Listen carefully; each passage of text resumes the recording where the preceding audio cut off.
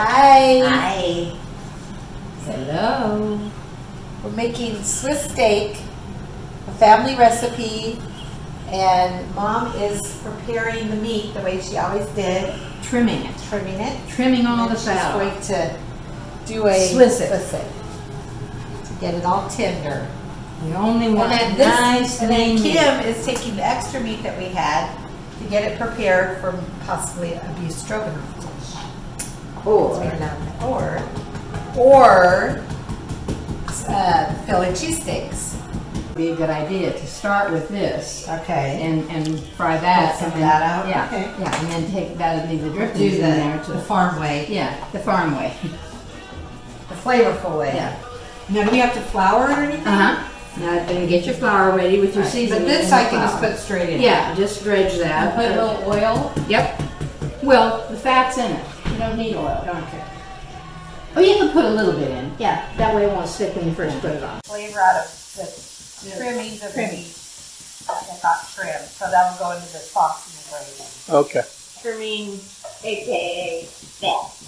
No. It's the flavor from the meat. There's a lot of meat too here. It's the flavor from the meat that you're getting. But you're getting a little bit of the drippings, you're right. But yeah, it is fat. All right, Julie. Give me tongs and give me wet paper towel to dry my hands. And where do you have it set? It's on 250 right now, but Okay.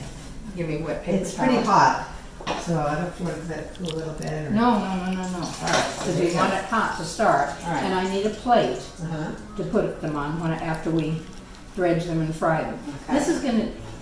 So yeah, I think I'll look up that book and see if the recipe was in there. That must be where you think that's where you... I think that's where I had, because that's the only cookbook I had for a long time, Julie. Yeah. Of course, we had no internet, no... So who did you have it, or who told you to start making it? Probably your daddy. Like he had it before or something like that. When we were first married, he had been living with a guy that he worked with at Rocketdyne that was a great big guy, and he loved to cook.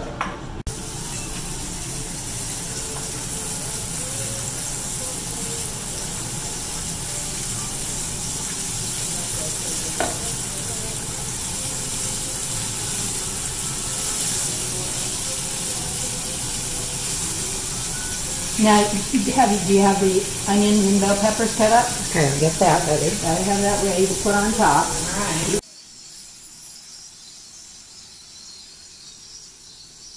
But anyway, this guy, I'm trying to think what his name was. Oh.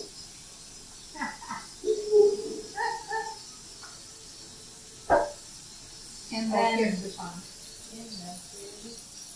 Yeah.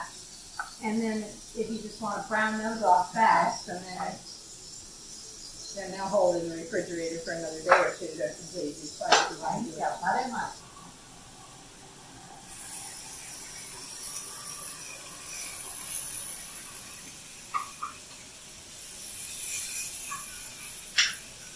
Yeah, these are, let's see, here. And just give me a knife and a fork.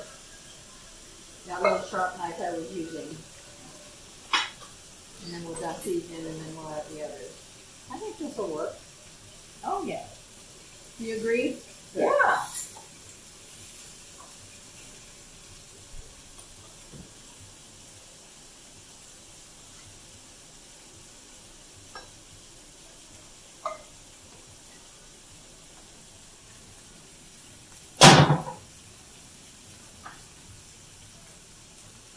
We can let it go.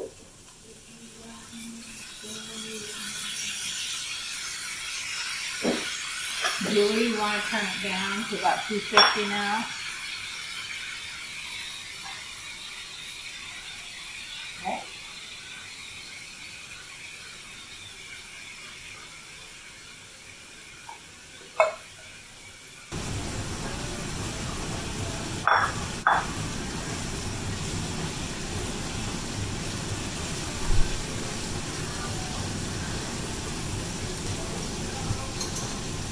And bring me a salt shaker and pepper shaker.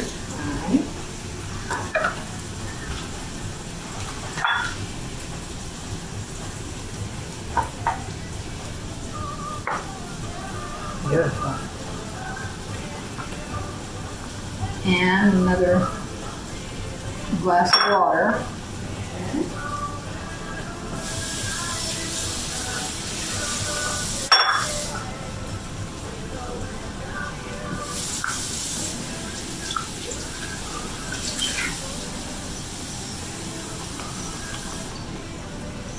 Cube steaks, round steak, sirloin tip steak in the middle. Okay. So where is the plug? Right here. So the cube steak is on the plug side. Okay. And does it get any bouillon or anything? Or okay. The beef is the flavor. And the two tomatoes have a lot of flavor Yeah. too.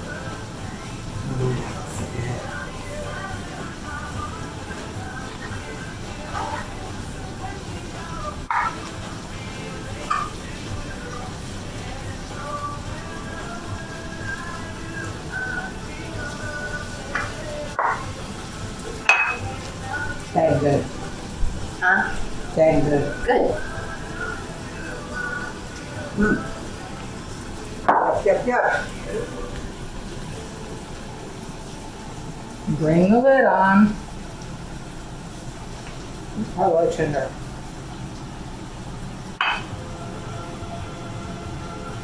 Is that right? Yep. And I always cooked it at 325. Okay. Does that sound about right? We'll see. We can always adjust it. You think it should be less? I don't remember. 250.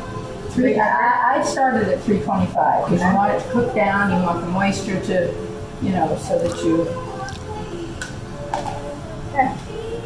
And then what I remember doing with it, because Daddy always liked the onions and rings served on top of it. So I always took them off onto a plate.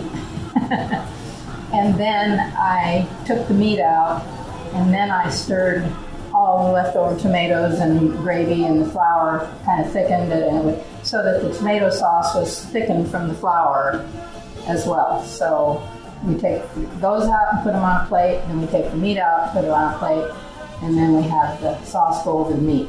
Okay? And then presentation was always very important to Daddy. Yep, potatoes.